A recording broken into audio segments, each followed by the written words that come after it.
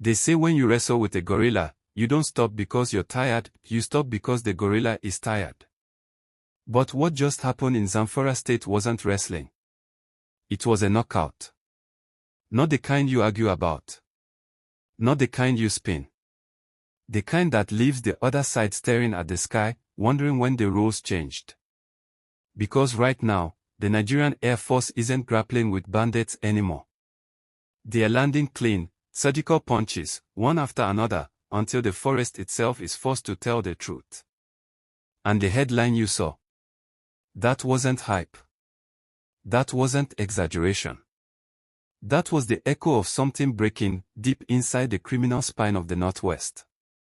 Somewhere around safe local government area, a place bandits once treated like sacred ground, a full-scale bomb factory, a living, breeding production hub for death, was erased from existence. Not disrupted. Not damaged. Incinerated. And the whispers drifting out of the forest tell a single, unmistakable story. Bello and his network are in mourning. Not because of politics. Not because of propaganda. But because the very tools they used to terrorize innocent Nigerians, those roadside killers, those silent metal coffins called IEDs, have turned to ash. What you're about to hear isn't just a recap. It's a dissection. Because this operation, carried out just 48 hours ago, didn't just hit a camp, it hit the business model of banditry itself. So buckle in. For months, life in parts of Zamfara has felt like walking on glass.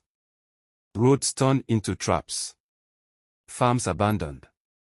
Vehicles ripped apart by explosives buried beneath the soil like cursed seeds. Soldiers lost. Civilians maimed. Fear outsourced to the earth itself. But while the bandits were planting bombs, the Air Force was planting eyes. Eyes in the sky. Ears in the bush. Patterns in the chaos. On Sunday, December 28, 2025, Nigerian Air Force jets lifted off, not on a routine patrol, not on guesswork, but on credible, multi-source intelligence with a singular purpose. Don't chase shadows. Destroy the source. The target wasn't just men hiding under trees. It was the factory that fed the madness.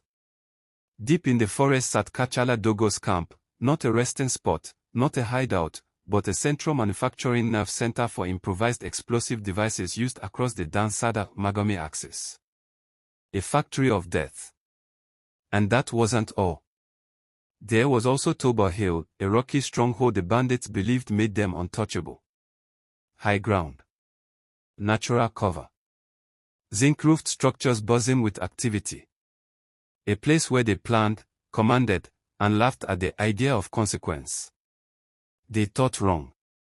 According to the Nigerian Air Force, surveillance drones confirmed heavy human movement around a large zinc-roofed building identified as a command and coordination center. The pilots didn't hesitate. The jet engaged. The munition locked. Direct hit. The structure didn't burn. It collapsed. But what happened next at Kachala Dogo's camp is what changed the tone of this war. When the missile struck the ID factory, the explosion didn't end with impact. It multiplied.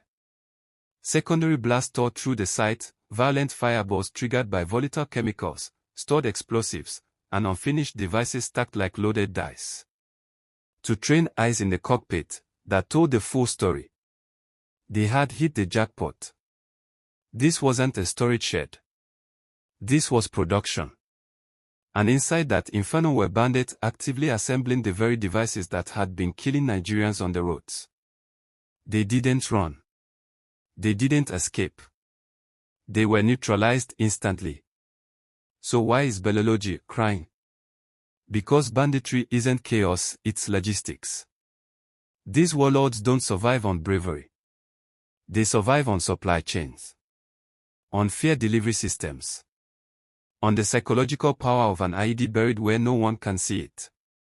When you destroy the factory, you don't just remove fighters, you cripple capacity. And this is where it gets even more twisted. Bello doesn't operate alone. Neither does Turji. Neither does Kachala Dogo. They are partners in crime, sharing intelligence, routes, weapons, and resources. What was built in TSAFE fed operations in Shinkifi, ISA, and beyond. So when that hub went up in flames, the shockwave didn't stop in TSAFE. It rippled straight into Turji's camps. Because now they know something terrifying. If the Air Force can locate a hidden bomb factory buried deep in the forest of Zamfara, no camp is invisible anymore. The crying isn't weakness. It's panic. It's the realization that the era of operating with impunity is closing fast. Some are calling it the Trump effect. Others call it renewed military confidence. Whatever the label, one thing is clear. The gloves are off. And the timing couldn't be more devastating for the bandits. Intelligence suggests these groups were preparing New Year offensives, a bloody statement to welcome 2026. Instead, they are welcoming the year with funerals. For hours after the strike, fires raged through the camp, visible from miles away. To the villagers who had endured kidnappings, roadblocks, and terror, that glow in the night sky wasn't just destruction. It was reassurance. A signal. A promise that the state hasn't abandoned them. For the people of TSAFE, that burning camp was the best New Year gift imaginable. But make no mistake, this fight isn't over. History tells us that wounded groups can become reckless. Cut off from explosives, they may turn to kidnappings for ransom to rebuild supply lines. Or they may scatter, hoping to regroup elsewhere. Or, if the pressure holds, they may crack. That's the question now. Is this the beginning of the end for banditry in Zamfara? Or just the end of one chapter? Because what is undeniable is this. The military has confirmed that this operation effectively crippled the group's ID deployment capacity. That means every bomb destroyed is a life saved. Every operative neutralized is one less kidnapper in the bush. Every factory erased is fear denied. The Air Force has made it clear, they are working hand in hand with ground troops under Operation Fansanyoma to ensure those who fled the airstrikes don't escape justice on foot. This is intelligence working. This is coordination working. This is pressure being applied where it hurts most. And if Bello or Turji decides to release a video ranting, crying, or threatening in response, you already know we'll be here to break it down. So tell me, how does it make you feel seeing this level of precision and resolve from our Air Force? Do you think this strike changes everything, or will the bandits try to rebuild elsewhere? Drop your thoughts in the comments. This conversation matters. If this update fired you up, smash that like button. Let's push this to 5,000 likes in support of the troops. And if you haven't subscribed yet, subscribe now and turn on notifications. Because the forest is talking. And this time, it's telling a very different story.